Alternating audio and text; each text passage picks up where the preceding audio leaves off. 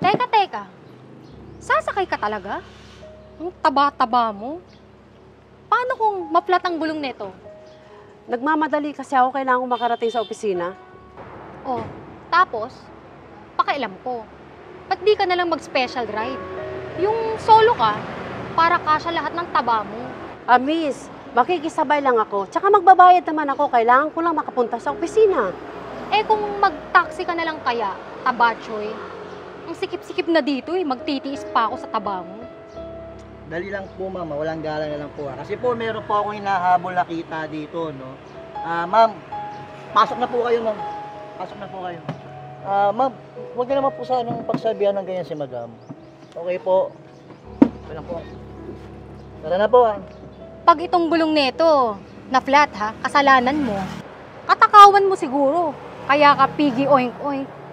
Pakilala mo na lang kaya na kapatid mo si Peppa Pig, baka matawa pa ako sa'yo. Ma'am, hindi po ito mapaplat. Okay? Bibilis ako na po yung pagtakbo para makarating lang sa pupuntahan nyo, okay? Ma'am. Okay na po kayo. Bibilis ako lang po, ha?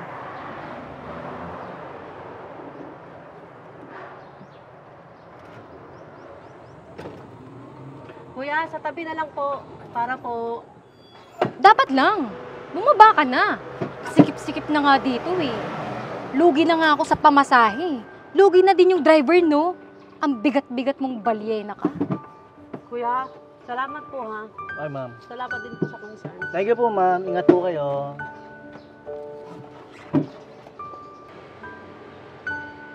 Dam, wawa naman yung bumaba, oh. Baka nasakta sa sinabi ninyo. Dapat man lang hinintayin nyo mo lang bumaba yung tao bago nyo pagsabihan ng mga masasakit na salita. Alam mo, kuya, tama lang sa kanya yun eh. Balyena eh. Ako nga ang kawawa rito. Ang sikip-sikip kanina. Palagi mo bang sinasakay yun? Eh, madam, siguro sa isang linggo, isang araw, kupunay kita sa sakayan nyo. Baka isang araw lang pumapasok. Di ko rin po alam, madam, eh. Pero, kawawa naman po yung tao. Siguro, dinibdib niyo na yung masasakit na sinabi niyo sa kanya. Eh, didibdibin niya. Total, parang wala din naman siyang diskarte sa buhay eh. Kita mo yung suot niya, mukhang yagit. Ang taba nga ng katawan niya eh. Nakakadiri. Madam, kahit ano pong klaseng tao yan, mataba man, mayan, macho man, or kung ano man yan, madam, wala naman po ako pinipili. Isa lang po ang tingin ko sa mga pasahero. Ang mahalaga po, maihatid ko sila sa kanilang destinasyon. Eh, yung itsura nun, mukhang nalugi ka pa nga eh. Sa lapad ba naman dun? Mukhang barko ang lapad ng likod. Or baka naman, mukhang dagat pandigma ang likuran. Oo, bro. Grabe naman kayo, ah. Masaya kayo sa kasamahan ninyo, eh, no? Ano yon? Wala po, ma'am. So ano po, ma'am? Tara na po. Tara, malilate na ako.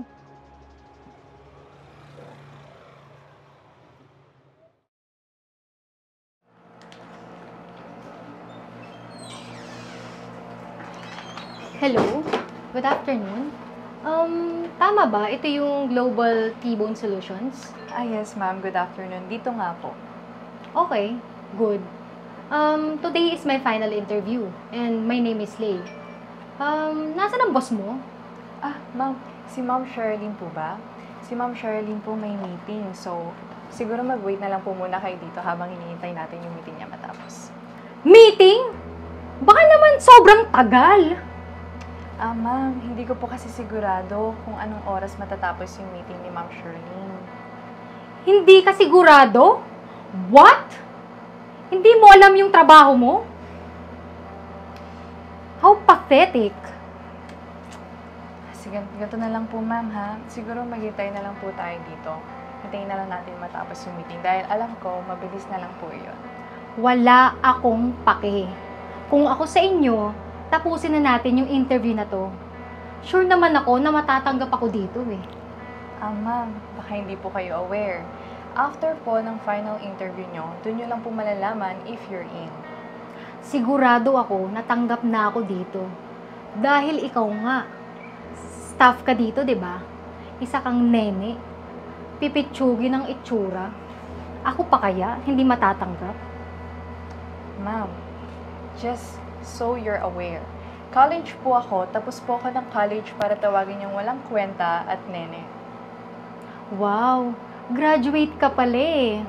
Bakit ka nagkaganyan? Bakit ganyan yung work mo? Isang pipitsuging staff sa opisina. My God. Sige ma'am, ganito na lang po ah. Maghintay na lang po tayo dyan dahil siguro maya-maya tapos na din po yung meeting ni Ma'am Shirley. Okay.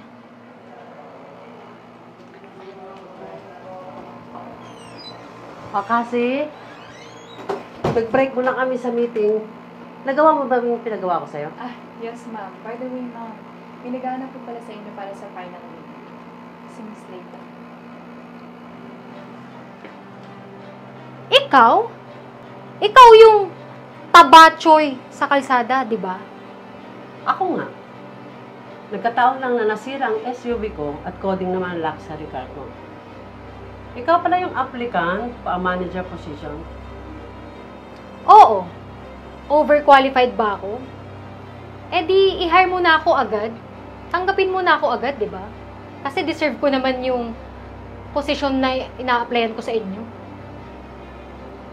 Paano ka hawak ng tao kung ganyan ang ugali mo? Ano ba ang narating mo? Alam mo, hindi ka qualified sa trabahong ito. Kasi, yan yung babae sinasabi ko sa'yo nang binastos ako ng nakaraang araw. Ganun ba ma'am? Mami mo? Siya? Oo, anak ko siya. At saka family business to. Ano ba siya ang tagapagmana at magpapatakbo ng negosyong to? Diba sabi mo kanina, pipitsuging staff lang ako? Paano ka mag-handle ng ibang tao niyan kung yung sariling ugali mo di mo ma-handle? Niyayabang mo na staff lang naman ako rito kaya wala akong karapatan, di ba?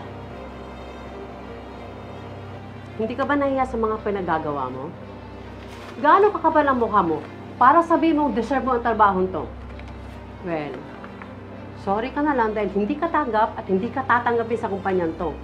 At yung panglalait mo, hindi ko pwede sa kumpanya ko. Good luck na lang sa'yo. At saan kang kangkungan pupulutin.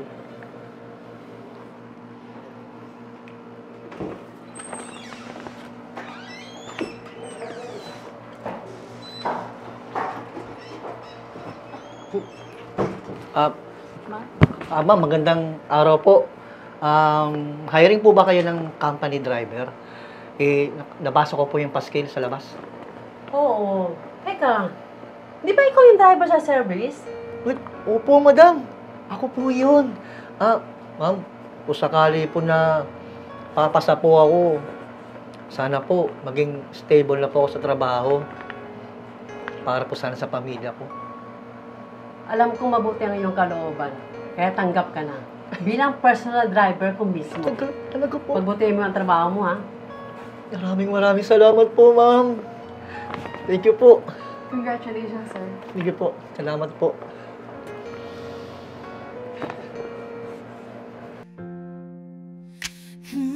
Bawat sandali ay saya,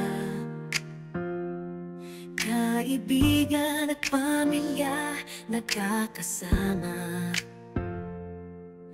O sa Tibon, Manila, bawat kwentuhan. Tibon, Manila, oh, dito tayo magkasama. Okay. Ma'am, okay lang po ba kayo? Bibilisan ko lang po, ha.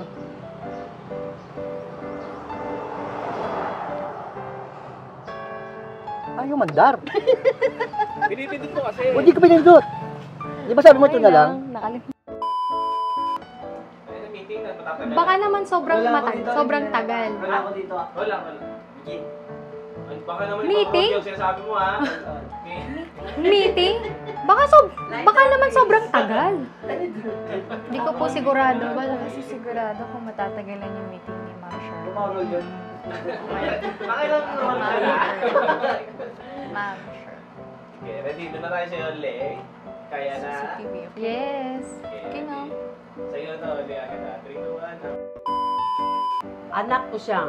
At saka family business to. Alam mo ba? Siya ang tagapagmana. Ang ano? Nagkapagpala. Hindi, ulit tayo sa... Ano, oo. Anak ko siya. Doon na lang tayo. Sige po. Hindi ka ba nahiya sa mga ginagawa ko? Ang kakapal din ng mukha mo, ano? Teka, direk, haway ito eh. Alam ko kasama sa script yun. Teka, Mami, Sila ang tumingin sa camera, gulat ako eh. Cut ready? Ah, yun, alam ko na po. Cut na?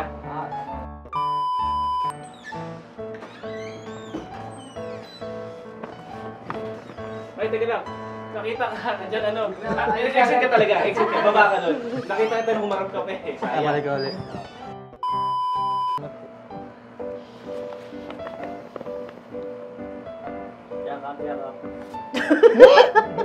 What? Kung nag-cut ka agad, gago nagbibilang ako, sabi ko sa'yo, di ba? Dito ako na nga. Ay, okay po, madam. Opo. Ah, mali, opo pala.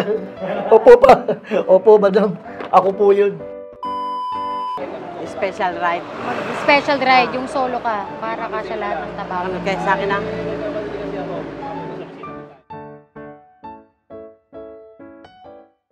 Iniimbitahan po namin kayo mag-subscribe sa YouTube channel Tibon Manila.